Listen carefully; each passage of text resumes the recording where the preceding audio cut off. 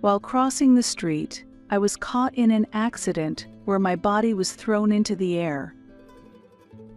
I couldn't see what was going around me, and as I tried to stand up, a woman on a bicycle with her child appeared in front of me. Appearing out of nowhere like that is troubling. "I have a child with me," she said, then left. I couldn't stand up, and my legs wouldn't support me. At that moment, another man who got out of his car came over and asked, "Are you okay? Do you have any head injuries?" But all I could do was shake my head. He called an ambulance, and I was taken to the hospital. My husband passed away 5 years ago at the age of 66. Since retiring at the same age as him, I've lived a quiet, simple life. Currently, I live alone in New York, but my second son and his wife, who live nearby, occasionally check on me. My eldest son, who works for a multinational company, leads a busy life but still sends flowers and gifts for my birthday and Mother's Day every year, a kind-hearted son, much like his late father. This year, when he turned 38 and expressed his desire to marry, I remembered the joy and reassurance I felt. The day has been set for my eldest son and his fiancée to come over for greetings.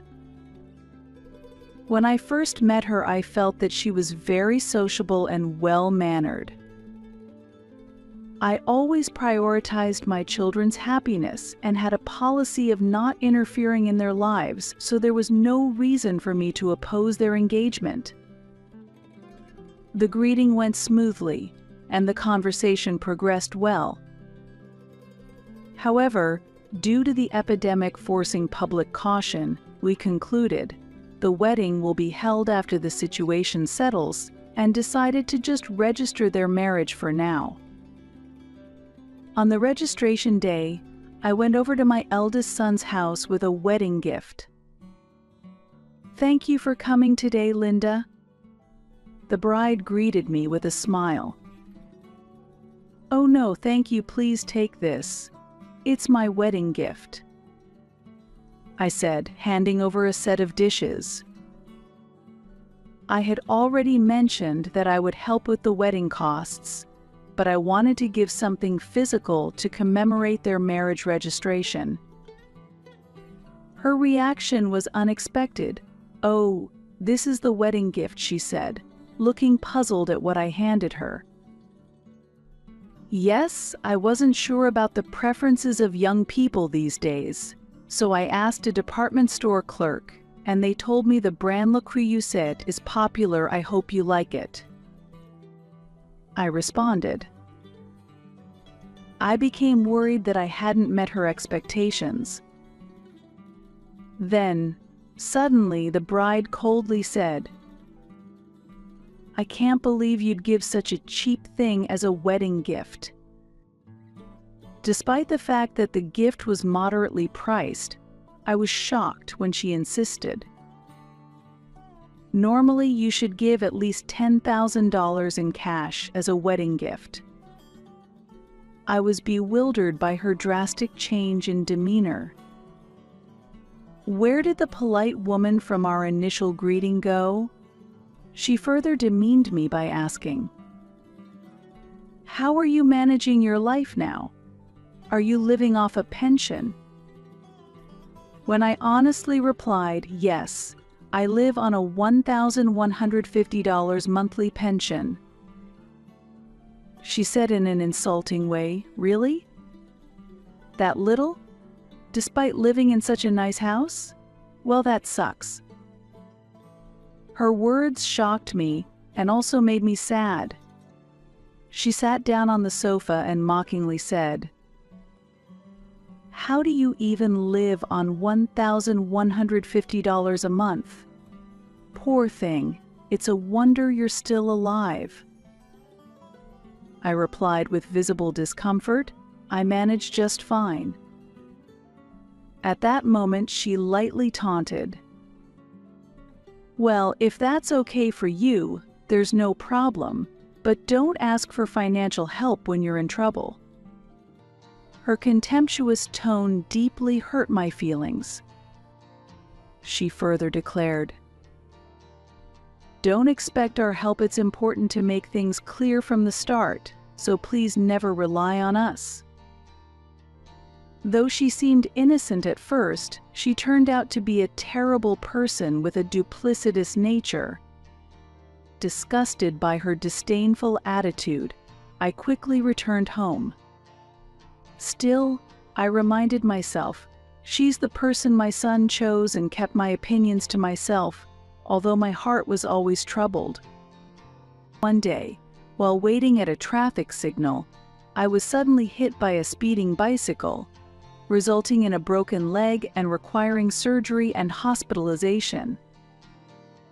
A guarantor was needed for the hospitalization. When I contacted my sons, my eldest immediately called back and said, "Are you okay? My brother and I are busy, so I'll send my wife right away." Honestly, I didn't want to see my eldest son's wife again, but I had no choice but to endure it.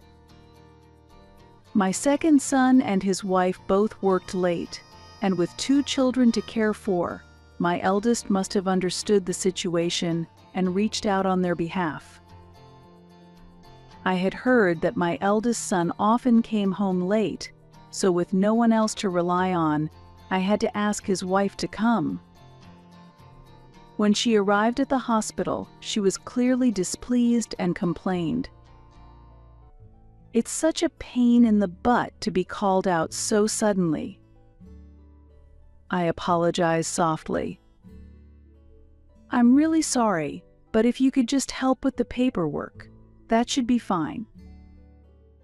But she retorted, "Just because I'm a housewife doesn't mean I'm free."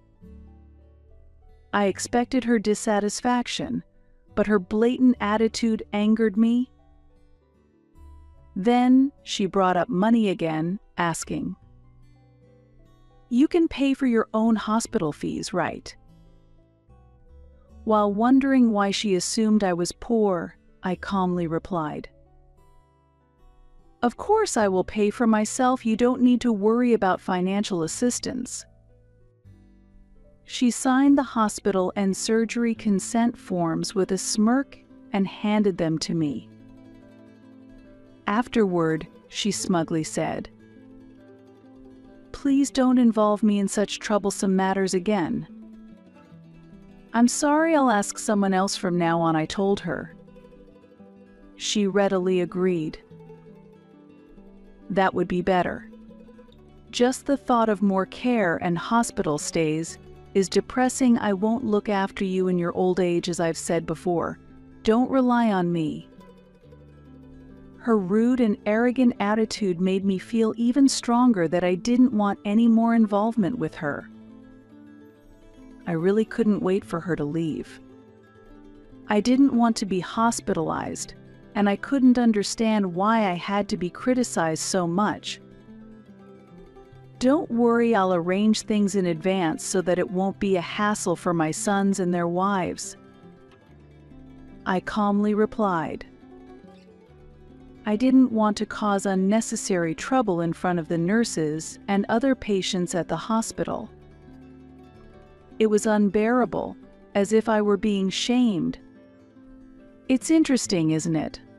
Watching a poor old lady living on a pension struggling, but don't worry. I'm recording this conversation. It's too late when you realize you can't get help from anyone.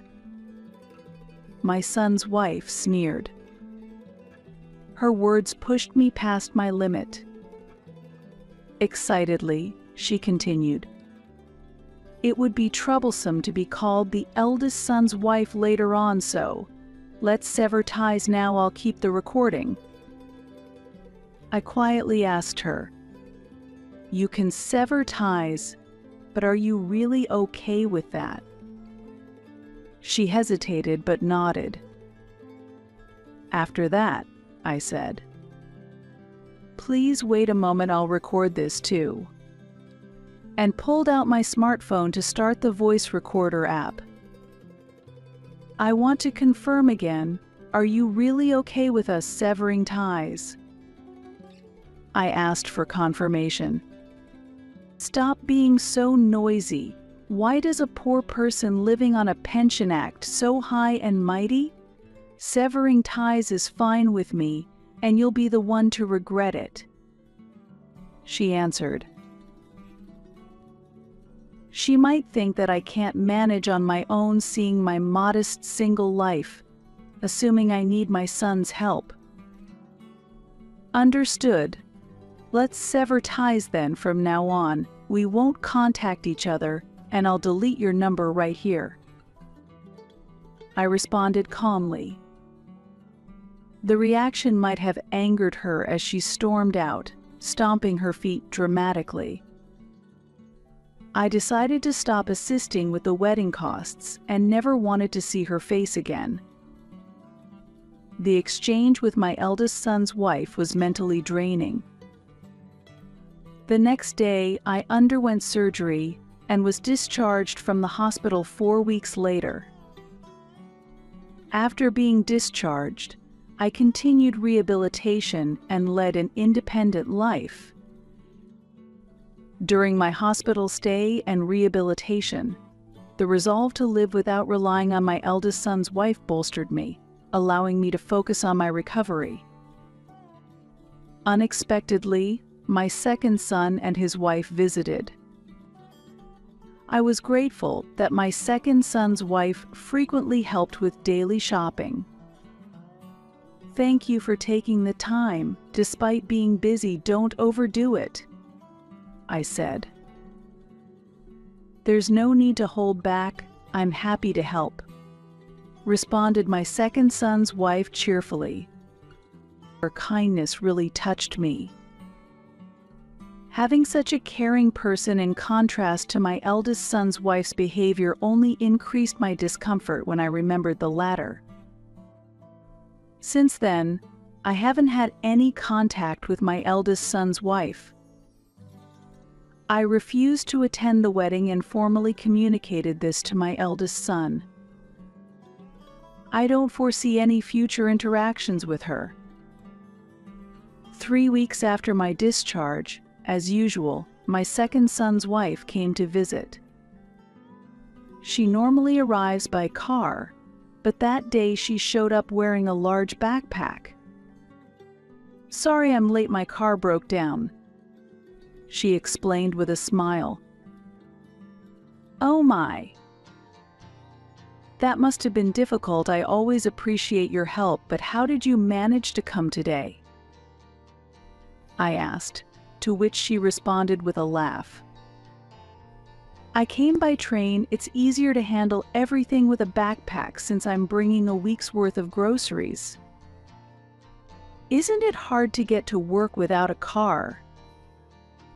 I asked worriedly. She grimaced slightly and said, Yes, it is, but buying a new car would be quite expensive. On the spot, I suggested, Then, let me buy you a new car. What? No, I can't accept that, she exclaimed, strongly refusing the offer. Her reaction was endearing and clearly different from others.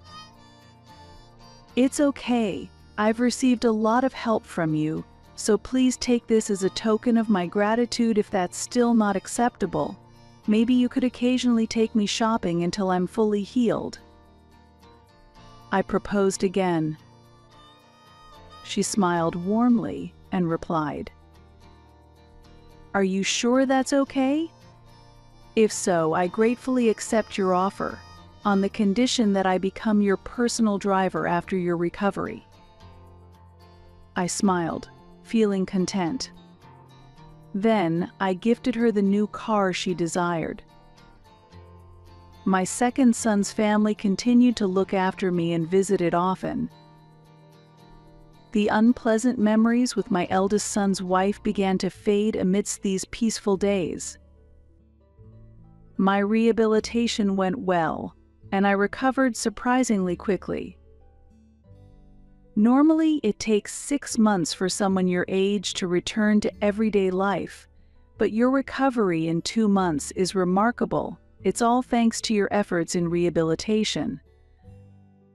I was praised for my rehabilitation success. By that time, I was well enough to go shopping with my second son's wife. One day, while relaxing and watching TV at home, the sudden sound of the doorbell interrupted me. I saw on the monitor that it was my estranged eldest son's wife standing there. Curious about her business, I opened the front door. As soon as I did, she confronted me loudly. "What do you think you're doing?" Appalled by her usual rudeness, I calmly responded, "What are you talking about? I don't understand why you're yelling at me." She grew even more agitated and exclaimed, "I saw your second son's wife the other day, in a new car." I was surprised and asked back, "And what about it?" "That car, it's a luxury model that costs $70,000.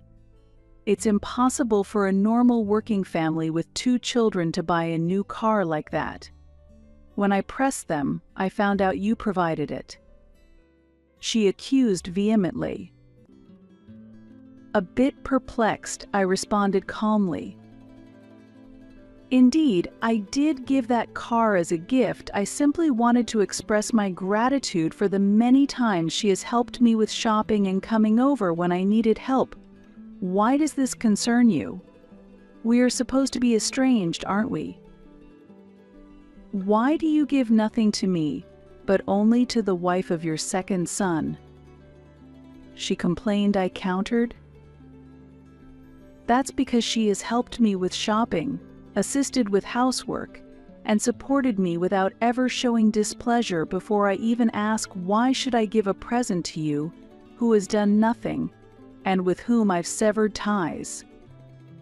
She mumbled, then said, "But how could you, supposedly poor, afford a new car that costs $70,000? You shouldn't have that kind of money." I sighed and replied, "When did I ever say I was poor? I have income from real estate inherited from my husband."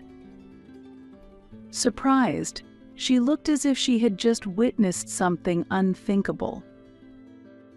I explained calmly to her, "My husband was an office worker, but he made a decent income, and we invested in real estate now.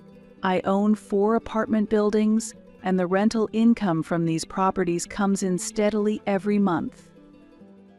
She listened with even greater surprise as I continued, "Therefore, I am not struggling financially if necessary. Selling these properties could yield a substantial sum if sold at a good market time. It might even reach millions. Even a quick sale would surely bring in several $100,000. I detailed the potential figures. Hearing the amounts, she reacted as expected. "Hundreds of thousands of dollars? If you have so much money, you should have said so earlier," she exclaimed. I posed a simple question. "Why should I have to do that?" Her mouth opened and closed like a fish out of water as she continued, "You always wear plain clothes and eat simple meals. You look just like a poor person." Further, she openly expressed her anger.